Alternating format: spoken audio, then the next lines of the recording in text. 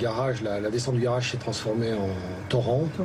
Donc je suis redescendu dans le garage pour essayer de les faire sortir par les caves. Malheureusement, les portes des caves étaient fermées. On ne pouvait pas les ouvrir. La pression de l'eau était trop importante. Et donc je suis remonté, j'ai essayé de les sortir par l'entrée principale du garage, mais malheureusement cette entrée s'était transformée en torrent avec la vague qui arrivait.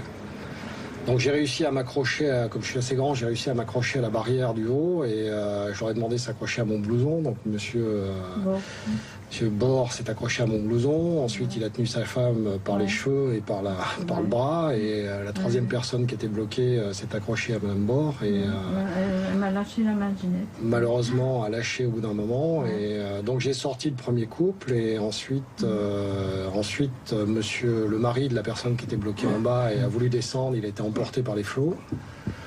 Et donc il y avait encore un couple dans le garage et je ne savais pas, l'eau montait trop vite et je ne voulais pas redescendre dans le garage parce que j'aurais mis ma propre vie en danger. Donc ce que j'ai fait, c'est que j'ai essayé de chercher une corde. Après je suis redescendu dans les caves parce que j'étais persuadé qu'ils avaient été entraînés dans le fond du garage pour essayer de défoncer les portes avec un extincteur. Il n'y avait pas de hache malheureusement.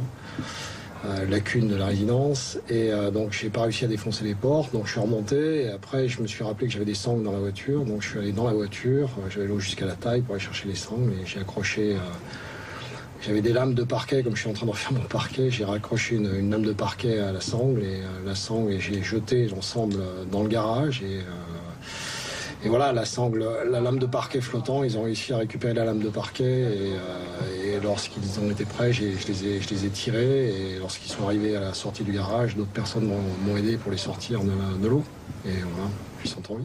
Un témoignage de héros, témoignage de peur également. Jérôme Perrin, président des